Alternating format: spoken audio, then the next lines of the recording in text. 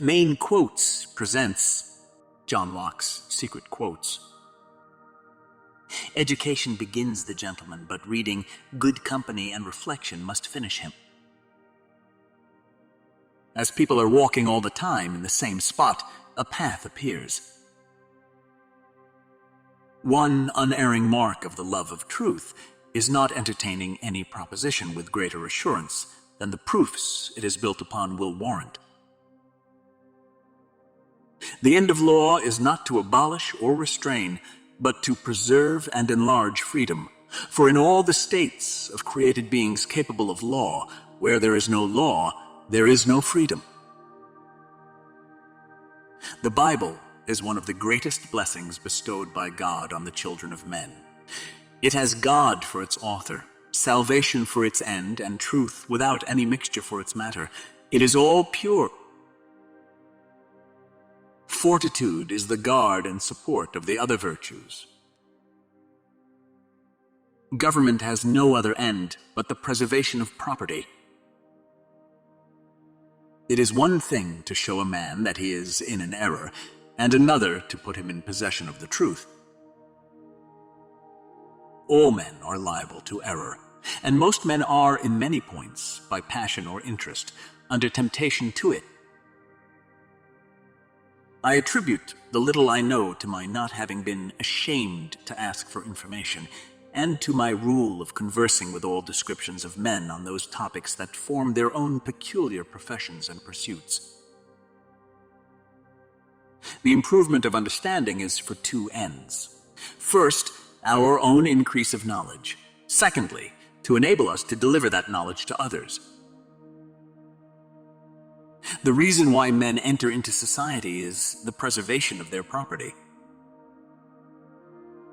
I spent more than half a lifetime trying to express the tragic moment. Our incomes are like our shoes. If too small, they gall and pinch us.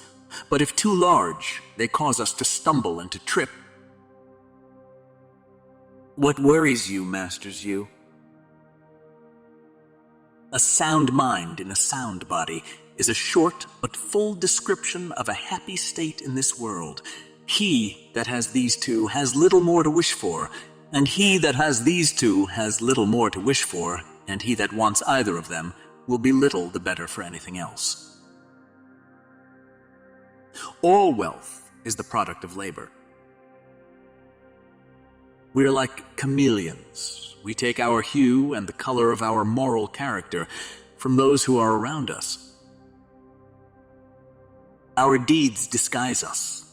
People need endless time to try on their deeds until each knows the proper deeds for him to do. But every day, every hour rushes by, there is no time. I've always thought the actions of men the best interpreters of their thoughts. The only fence against the world is a thorough knowledge of it. Where there is no property, there is no injustice. Things of this world are in so constant a flux that nothing remains long in the same state. We should have a great fewer disputes in the world if words were taken for what they are, the signs of our ideas only, and not for things themselves. Where all is but dream, reasoning, and arguments are of no use, truth and knowledge nothing. It is easier for a tutor to command than to teach. All mankind, being all equal and independent, no one ought to harm another in his life, health, liberty, or possessions. Parents wonder why the streams are bitter when they themselves have poisoned the fountain. Every man has a property in his own person. This nobody has a right to but himself. Reverie is when ideas float in our mind without reflection or regard of the understanding. Fashion, for the most part, is nothing but the ostentation of riches. Anyone reflecting upon the thought he has of the delight which any present or absent thing is apt to produce in him, has the idea we call love. The discipline of desire is the background of character. To prejudge other men's notions, before we have looked into them, is not to show their darkness, but to put out our own eyes. An excellent man, like precious metal, is in every way invariable. A villain, like the beams of a balance, is always varying upwards and downward. The dread of evil is a much more forcible principle of human actions than the prospect of good. Reading furnishes the mind only with materials of knowledge. It is thinking that makes what we read ours. There is frequently more to be learned from the unexpected questions of a child than the discourses of men. To love our neighbor as ourselves is such a truth for regulating human society that by that alone one might determine all the cases in social morality. There cannot be greater rudeness than to interrupt another in the current of his discourse. No man's knowledge here can go beyond his experience. It is of great use to the sailor to know the length of his line, though he cannot with it fathom all the depths of the ocean. New opinions are always suspected and usually opposed, without any other reason but because they are not already common. With books, we stand on the shoulders of giants. Who lies for you will lie against you. Whoever uses force without right puts himself into a state of war with those against whom he uses it, and in that state all former ties are cancelled, all other rights cease, and everyone has a right to defend himself and to resist the aggressor. The people cannot delegate to government the power to do anything which would be unlawful for them to do themselves.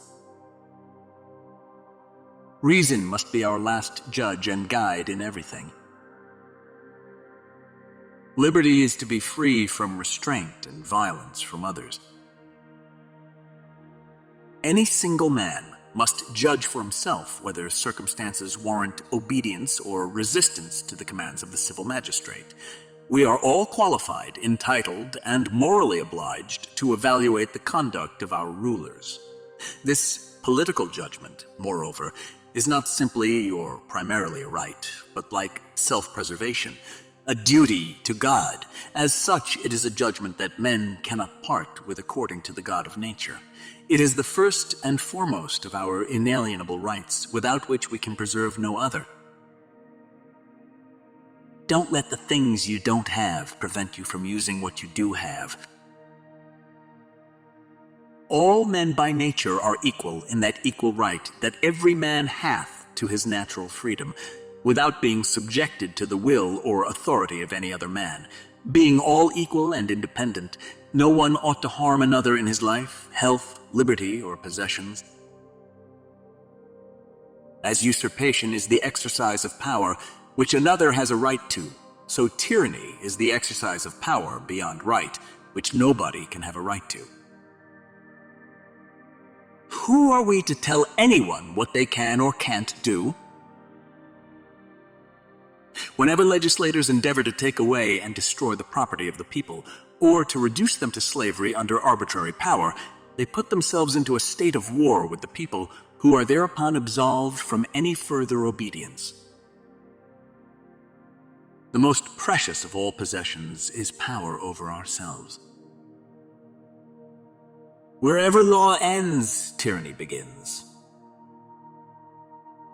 To love truth for truth's sake is the principal part of human perfection in this world, and the seed plot of all other virtues. I have no reason to suppose that he who would take away my liberty would not, when he had me in his power, take away everything else. Is it worth the name of freedom to be at liberty to play the fool?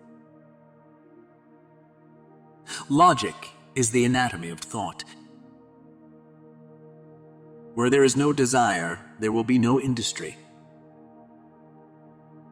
Nothing is in the intellect that was not first in the senses. Revolt is the right of the people.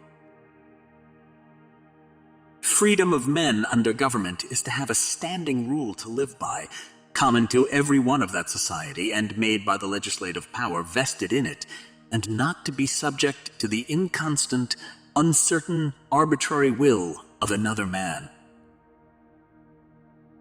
No peace and security among mankind, let alone common friendship, can ever exist as long as people think that governments get their authority from God, and that religion is to be propagated by force of arms.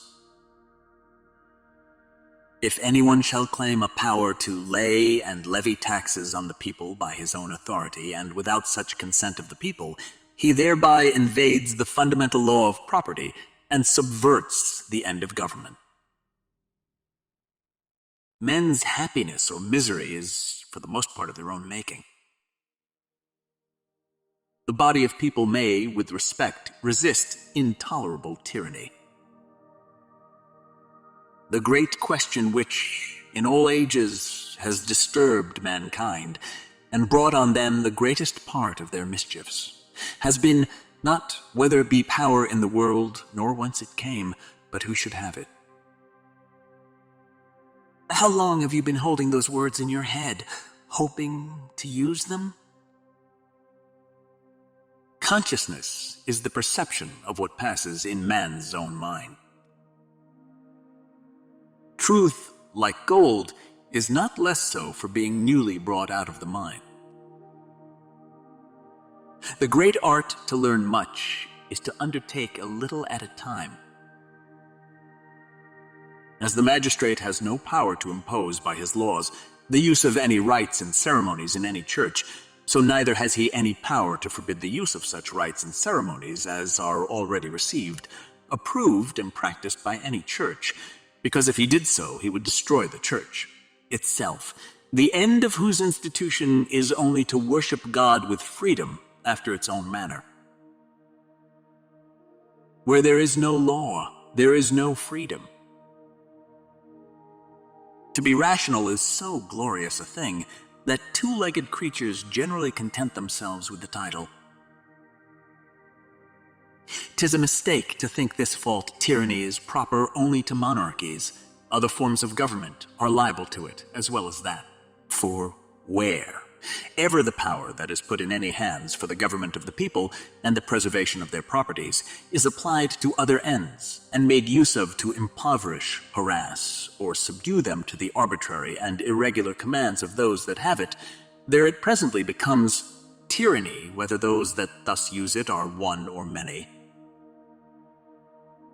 The power of the legislative being derived from the people by a positive voluntary grant and institution can be no other than what that positive grant conveyed, which being only to make laws and not to make legislators, the legislative can have no power to transfer their authority of making laws and place it in other hands.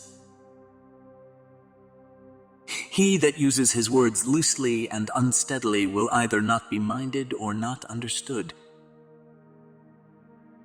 The chief art of learning is to attempt but a little at a time. A father would do well as his son grows up and is capable of it to talk familiarly with him. Nay, ask his advice and consult with him about those things wherein he has any knowledge or understanding. By this, the father will gain two things, both of great moment. The sooner you treat him as a man, the sooner he will begin to be one. And if you admit him into serious discourses sometimes with you, you will insensibly raise his mind above the usual amusements of youth, and those trifling occupations which it is commonly wasted in. Firmness or stiffness of the mind is not from adherence to truth, but submission to prejudice.